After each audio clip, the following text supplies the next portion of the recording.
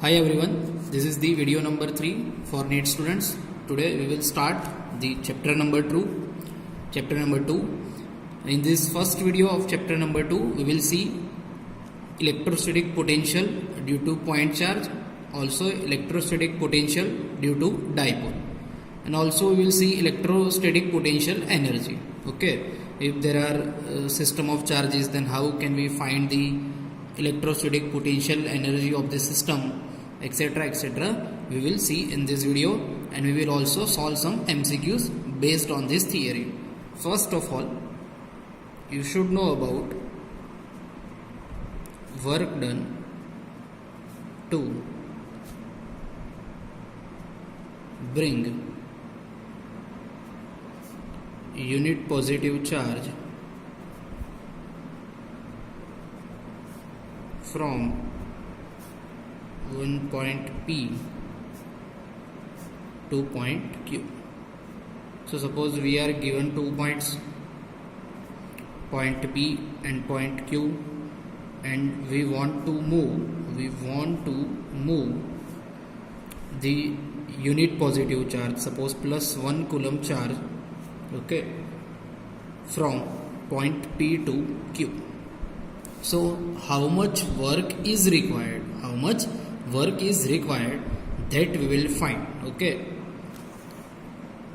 actually we have derived this formula of this work required in our main study of chapter 2. So I will write only the formula here. So formula to work required to bring the unit positive charge from P to Q is W. P to Q is equals to the integration from P to Q. Work done is equals to force into distance. So F, suppose we are writing here external force into, suppose distance is, total distance is R, but here we have only introduced dr, and by integrating dr we will get R. Okay, so this is the formula of the work done from P to Q, F external into dr. And one more thing, that is this work required will be only when this 1 coulomb charge will be in some external field. Okay, अगर ये 1 coulomb charge कोई external field में होगा, okay, तो मान लो हम यहाँ पे कोई चार्ज कैपिटल Q रख देते हैं, ओके, कैपिटल Q रख देते हैं, और अगर ये कैपिटल Q के इफेक्ट में ये प्लस 1 कुलम को P से Q पर ले जाना है, तो इतना वर्क करना पड़ेगा. ओके, अदरवाइज कोई वर्क करना पड़ेगा नहीं. तो ये कैपिटल Q चार्ज यहाँ पे है, ऐसा मान लो. और यूनिवर्सली मैंने जो आपको फॉर्मूला लिखवाई थी वो ऐसे लिखवाई थी, अगर वो आपको याद है तो वो भी आप रिकॉल कर सकते हो. अगर ये ओरिजिन है, ओरिजिन पे ये चार्ज Q है, ओके, ये 2 पॉइंट है, सपोज ये पॉइंट P, ये पॉइंट Q, और पॉइंट Q से पॉइंट P पे कोई चार्ज को लाना है. हम बोल देते हैं कि यूनिट पॉजिटिव चार्ज को ही लाना है, तो उसकी फॉर्मूला हमने याद रखी थी, work required from Q to P F external dot dr. Okay, और अगर इलेक्ट्रोस्टैटिक फोर्स की वजह से लाना है तो Q टू P आगे लग जाएगा minus F external dot dr, क्योंकि Q से P पर लाना होगा चार्ज को, तो हमें एक्सटर्नल फोर्स इस डायरेक्शन में लगाना पड़ेगा. लेकिन ये चार्ज पे due to this electric field electrostatic force तो इसकी रिवर्स डायरेक्शन में लगेगा, इसलिए ये नेगेटिव है. ओके, तो ये सिर्फ आपको याद होना चाहिए. और इस थियरी से एक चीज़ खास आपको याद होनी चाहिए, वो ऐसी है कि देखो ये इलेक्ट्रोस्टैटिक फोर्स को हम ऐसे भी तो लिख सकते हैं QE. ओके, तो we can also write that W is equals to minus Q to P FE dot dr, sorry E not FE, अब Q लिखा तो E डॉट dr, लेकिन Q तो 1 है, तो W is equals to minus Q to P E dot dr. ऐसे भी formula लिखी होगी. ये यूनिट पॉजिटिव चार्ज के लिए फॉर्मूला है. अगर Q चार्ज हो तो आगे Q रख देने का, it is not big deal. Okay, so this is the formula of the work done to bring the unit positive charge from point P to Q और from one point to another point. अगर infinite से P point पे लाना हो तो क्या करेंगे, instead of Q we will put infinite. Okay, Q की जगह पे क्या करना है, सिर्फ इनफाइनाइट लिखना है। इससे हमने बहुत सारे मेन कंक्लूजन निकाले थे। वो एक ऐसा था कि इलेक्ट्रिक फील्ड कैसा फील्ड है, तो इलेक्ट्रिक फील्ड कंजर्वेटिव फील्ड है। ओके, गुजराती मीडियम के लिए विद्युत क्षेत्र ए संरक्षी क्षेत्र है। So electric field is conservative field. Then हमने कंजर्वेटिव फील्ड है वो, तो हमने ऐसा भी कंक्लूड किया था कि अगर वो कंजर्वेटिव फील्ड है तो इलेक्ट्रिक फील्ड से जो भी वर्क होगा, जो भी कार्य होगा, वो सिर्फ इनिशियल और फाइनल पॉइंट पे डिपेंड करेगा। जो पाथ है वो पाथ पे डिपेंड करेगा नहीं। ओके, तो ये भी एक इंपॉर्टेंट कंक्लूजन है। Second, you should remember the formula of potential. Okay, स्थितिमान, विद्युत स्थितिमान। पोटेंशियल की formula due to point charge होगी V is equals to KQ by R। V is equals to KQ by R। That means ये charge Q है, ये कोई point है P। Point P suppose R distance पे है, तो पॉइंट P पे Q की वजह से कितना पोटेंशियल होगा, तो इतना पोटेंशियल होगा KQ by R। Okay, here Q is charge, विद्युत भार। तो ये पोटेंशियल की फॉर्मूला है। अगर पोटेंशियल की फॉर्मूला और ये वर्क डन की फॉर्मूला को मिला ले तो एक यूनिवर्सल फॉर्मूला थी जो कि खास आपको याद होनी चाहिए वर्क डन के लिए और इलेक्ट्रोस्टैटिक पोटेंशियल एनर्जी के लिए। वो फॉर्मूला क्या है, तो वो फॉर्मूला है वर्क W की फॉर्मूला है QV। Work W is equals to QV। इस फॉर्मूला का मीनिंग होगा Q चार्ज को, के स्मॉल Q चार्ज को V पोटेंशियल में, V जितने पोटेंशियल में लाने के लिए जो कितना वर्क करना पड़ेगा, तो QV जितना वर्क करना पड़ेगा। इसको हम ऐसे भी बोल सकते हैं Q डेल्टा V। ओके, और ये वर्क है वही चार्ज में पोटेंशियल एनर्जी। ओके, और पोटेंशियल एनर्जी के फॉर्म में स्टोर होता है। तो change in potential energy delta U is equals to W is equals to Q delta V। ये फॉर्मूला भी मैंने आपको बाय हार्ट कराई थी, याद रखाई थी, तो ये भी एक याद होनी चाहिए। Delta U is equals to W is equals to Q delta V। Okay, ये फॉर्मूला का सिग्निफिकेंस देख लेते हैं हम। तो ये फॉर्मूला का सिग्निफिकेंस क्या होगा, तो सपोज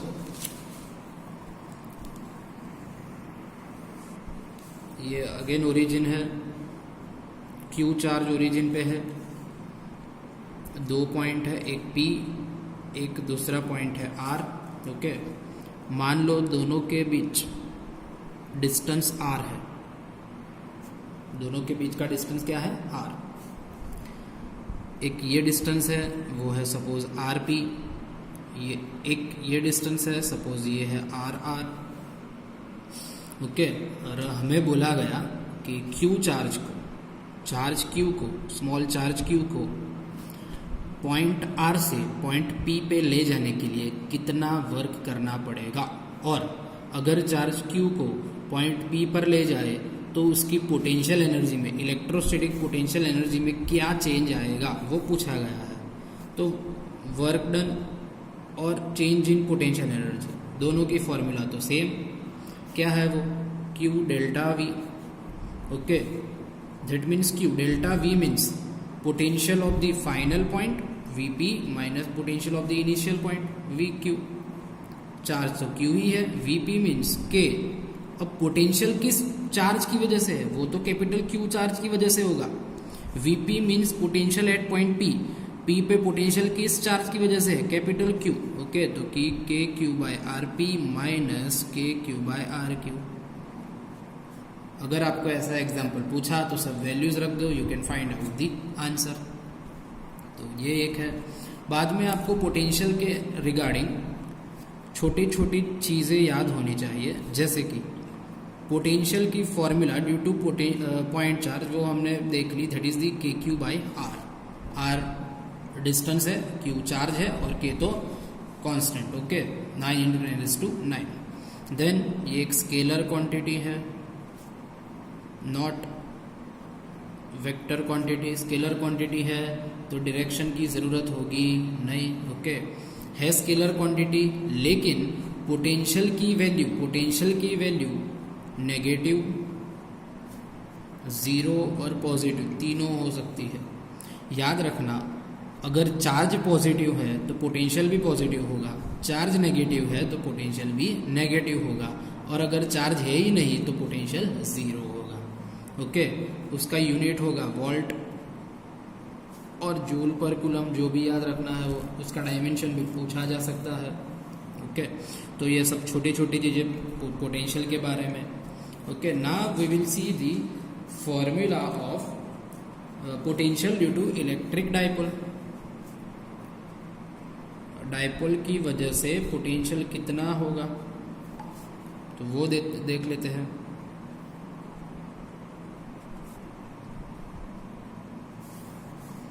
तो सपोज एक डाइपोल दी हुई है हमें, एक छोटी सी डाइपोल हम ड्रॉ कर लेते हैं, -q + q।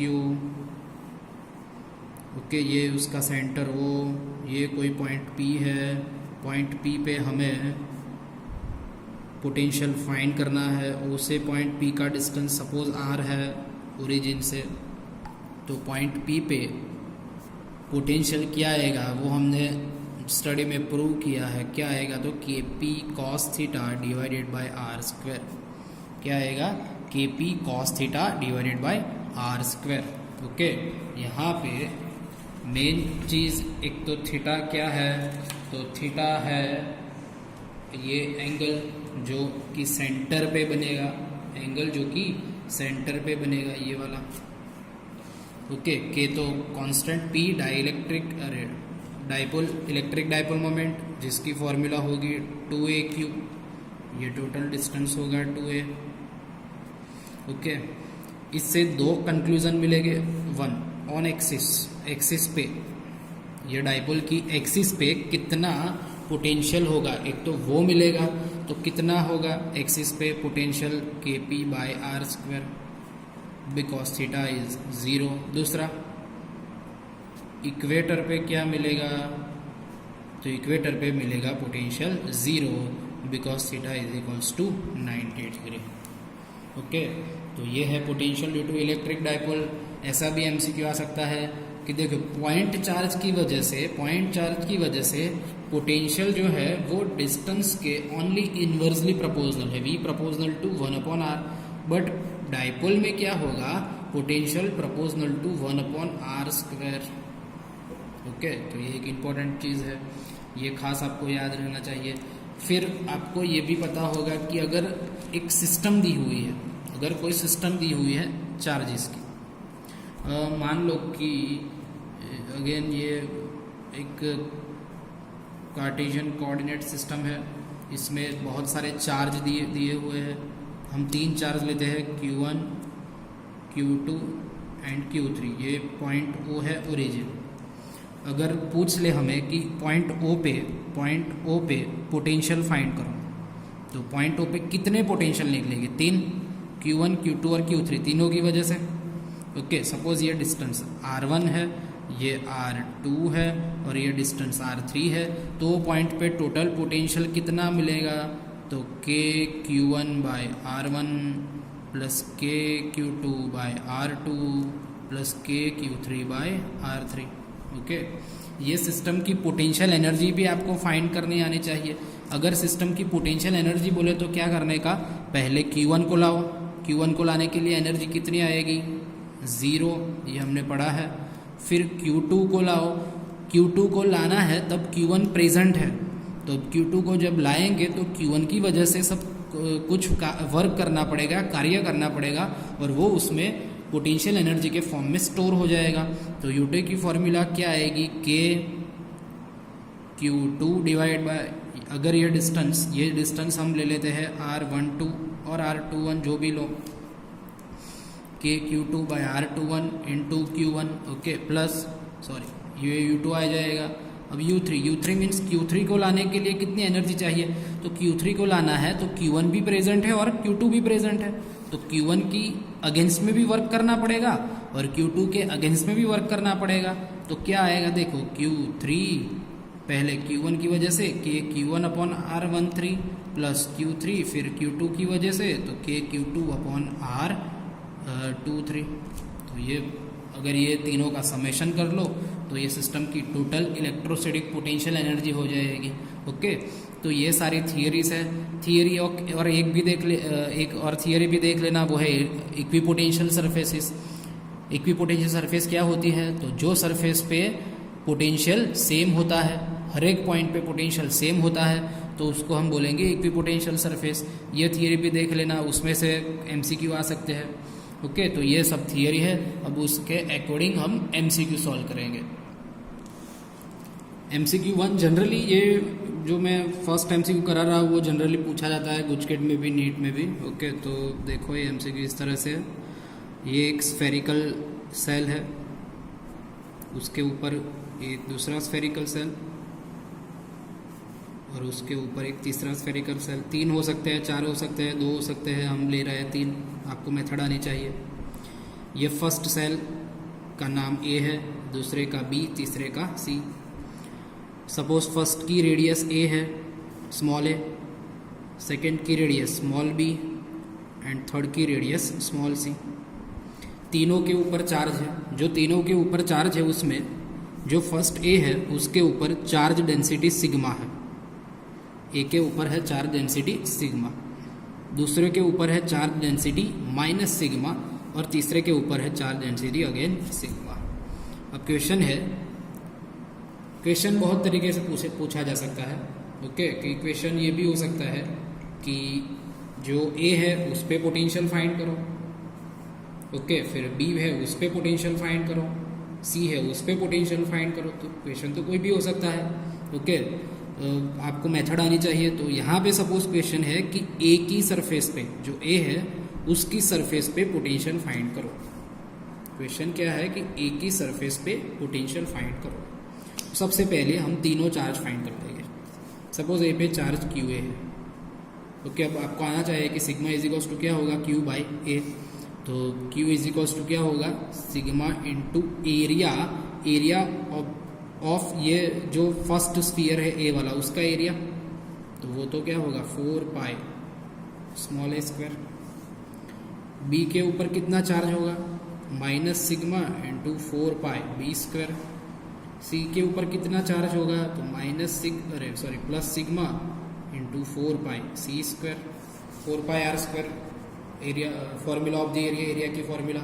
ओके, और हमने क्या यूज़ किया है, तो sigma is equals to Q by ये फर्स्ट चैप्टर की फॉर्मूला। तो ये तो चार्ज हो गए। अब A की जो सरफेस है उस पे पोटेंशियल फाइंड करना है। तो potential on the surface of A, okay, sphere है। अब सोचो कि A की सरफेस पे पोटेंशियल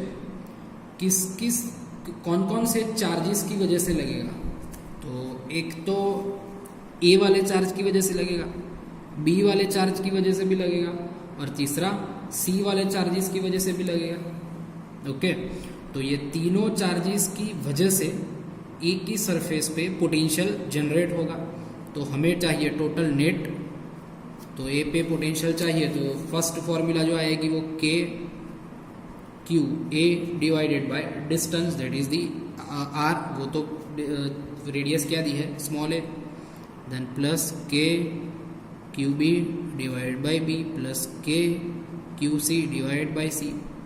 अब K की वैल्यू तो हम क्या रख सकते हैं, 1/4 पाई एप्सिलॉन 0। ओके, तो K को कॉमन निकाल लेते हैं और साथ में 1/4 पाई एप्सिलॉन 0 भी लिख लेते हैं।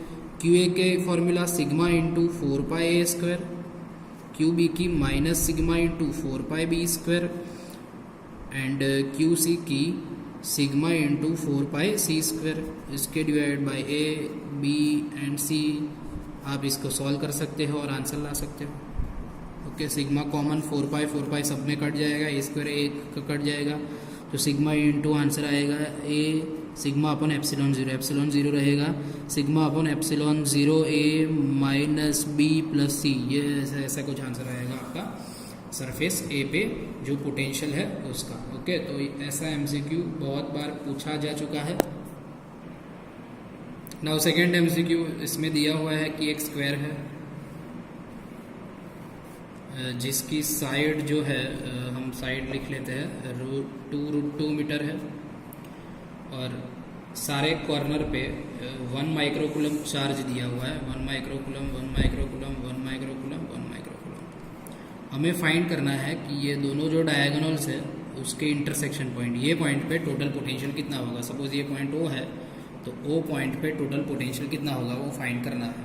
तो O पॉइंट पर कितने पोटेंशियल जनरेट होंगे, 4, 1 2 3 4 चार्जेस की वजह से 4 पोटेंशियल जनरेट हो गए O पॉइंट पे। ओके, तो जो इसकी वजह से जो होगा वो भी इसकी वजह से होगा, मतलब चारों चार्जेस की वजह से O पॉइंट पे इक्वल पोटेंशियल जनरेट होगा क्योंकि चार्ज सेम है और डिस्टेंस भी तो सेम होगा। अब ये डिस्टेंस हमें दिया हुआ है 2√2 मीटर, ये सब, तो ये 2√2 मीटर, ये भी 2√2 मीटर, तो ये कितना होगा टोटल, कि वो आप अकॉर्डिंग टू पाइथागोरस फाइंड कर सकते हो। इससे आप ये भी फाइंड कर सकते हो। तो अगर ये r डिस्टेंस आ जाए, ये चार्ज आ जाए, तो आप ये 1 माइक्रोकूलम की वजह से O पॉइंट पर पोटेंशियल फाइंड कर सकते हो, इंटू मल्टीप्लाई 4 कर दो तो आपका फाइनल आंसर आ जाएगा। Okay, simply you have to use formula KQ/R into 4, y into 4 because 4 चारों चार्जेस की वजह से पोटेंशियल सेम होगा। सपोज आपको ऐसा एमसीक्यू पूछा गया, अगेन ये एक स्क्वायर है, Q minus Q minus Q, तो सेंटर पे ये सेंटर O है तो उस पर पोटेंशियल कितना होगा, तो पोटेंशियल होगा 0। ये Q की वजह से जो होगा वही माइनस Q की वजह से होगा, तो इफेक्ट कैंसिल कर देगा। और पूछा कि सपोज इलेक्ट्रिक फील्ड कितना होगा, तो इलेक्ट्रिक फील्ड 0 नहीं होगा, इलेक्ट्रिक फील्ड कुछ होगा। ओके, वो पॉइंट पे Q की वजह से इस डायरेक्शन में, माइनस Q की वजह से भी इस डायरेक्शन में, तो इन शॉर्ट जो रिजल्टेंट इलेक्ट्रिक फील्ड है वो इस डायरेक्शन में होगा। अगर हमें बोला जाए इसी एमसीक्यू में कि अब ये चार्जेस जो है वो रिप्लेस कर देते हैं, मतलब ये प्लस जो चार्जेस है Q वो माइनस Q कर देते हैं और माइनस वाला प्लस कर देते हैं, तो पोटेंशियल और इलेक्ट्रिक फील्ड दोनों में से किसकी वैल्यू चेंज होगी, कौन कांस्टेंट रहेगा। तो अब आप बोल सकते हो कि पोटेंशियल तो कांस्टेंट रहेगा, वाई, अगेन ये दोनों माइनस है, दो प्लस है, और इलेक्ट्रिक फील्ड की वैल्यू कांस्टेंट रहेगी बट उसका डायरेक्शन चेंज हो जाएगा। ओके, तो उसका जो मैग्नीट्यूड है इलेक्ट्रिक फील्ड का वो कांस्टेंट रहेगा, लेकिन डायरेक्शन रिवर्स ऑपोजिट हो जाएगा। ओके, डायरेक्शन ये अपवर्ड वाला हो जाएगा। तो ये एमसीक्यू नंबर 3। फिर आपको एक एनर्जी वाला हम एमसीक्यू देख लेते हैं। एनर्जी वाले में एक ऐसा एमसीक्यू सपोज आपको पूछ सकते हैं कि मान लो कि ये ट्रायंगल है, ट्रायंगल ABC, ए पे Q1 चार्ज है, बी पे Q2 चार्ज है और सी पे Q3 चार्ज है। ये डिस्टेंस तो कोई भी दिया हुआ है, सपोज ये एक इसको R2 ले लो, इसको R3 ले लो और ये R1 है। तो हमें पूछा गया कि पॉइंट ए पे पोटेंशियल एनर्जी फाइंड करो। ए पॉइंट पे पोटेंशियल एनर्जी फाइंड करो। ए पॉइंट पे पोटेंशियल एनर्जी फाइंड करनी है, मीन्स ए पॉइंट पे Q1 चार्ज लाने के लिए कितना वर्क करना पड़ेगा वो फाइंड करना है। ओके, फिर से ए पॉइंट पे पोटेंशियल एनर्जी फाइंड करनी है, मीन्स ए पॉइंट पे Q1 चार्ज लाने के लिए कितना वर्क करना पड़ेगा वो फाइंड करना है। तो Q2 और Q3 तो प्रेजेंट ही हो गए। फिर से मैं क्वेश्चन रिपीट कर रहा हूँ, सिर्फ ए पॉइंट पे एनर्जी फाइंड करनी है, सिस्टम की एनर्जी नहीं फाइंड करनी है। अगर सिस्टम की फाइंड करनी होती तो हम क्या करते कि पहले एक भी चार्ज नहीं होता, पहले Q1 लाते, फिर Q2 लाते और फिर Q3 लाते और फाइंड करते। यहाँ पे पूछा गया है कि सिर्फ ए पॉइंट पे पोटेंशियल एनर्जी फाइंड करो। तो अगर सिर्फ ए पॉइंट पे फाइंड करनी है तो Q2 Q3 तो पहले से प्रेजेंट हो गए, सिर्फ हमें लाना है Q1। तो Q1 लाना है तो Q1 पे कितने पोटेंशियल है, Q2 और Q3 दोनों की वजह से, तो पहले Q2 की वजह से KQ2 अपॉन डिस्टेंस R2 और प्लस Q1 के पोटेंशियल Q3 की वजह से KQ3 अपॉन डिस्टेंस R3 और वैल्यू जो है वो प्लेस कर दो, आंसर आ जाएगा। सपोज एक ऐसा MCQ है कि दो चार्जेस Q1 एंड Q2 रखे हुए हैं ऐसे, ओके, इनको ग्रेविटेशन इफेक्ट में छोड़ दिया, सॉरी जो ग्रेविटेशन इफेक्ट नहीं थी ऐसे एटमॉस्फेयर में छोड़ दिया। ऐसा एटमॉस्फेयर है हमारे पास जिसमें ग्रेविटेशनल इफेक्ट नहीं है, ये Q1 Q2 है, इसको छोड़ दिया। अगर इन दोनों को छोड़ दिया तो वो दोनों कितने एक्सेलरेशन से भागेंगे ऐसा पूछा गया है, और कितने वेलोसिटी से भागेंगे ऐसा पूछा गया है। तो देखो Q1 एंड Q2 ये दोनों एक सिस्टम बना रहे हैं, ये सिस्टम की कुछ तो इलेक्ट्रोस्टैटिक पोटेंशियल एनर्जी होगी, और अगर इन दोनों को छोड़ दे तो ये इलेक्ट्रोस्टैटिक पोटेंशियल एनर्जी किस में कन्वर्ट हो जाएगी, काइनेटिक एनर्जी में। तो पोटेंशियल एनर्जी क्या रहेगी इसकी, Q1 Q2 डिवाइड बाय, अगर डिस्टेंस R है तो R is equals to kinetic energy, that means half mv², सब दिया हुआ होगा, आपको फाइंड करना होगा वेलोसिटी v। तो ऐसे टाइप के MCQ पूछे जा सकते हैं, ओके। तो आपको जो 25 MCQ होमवर्क में होंगे वो आई होप कि आप कर सकोगे, ओके। Thank you.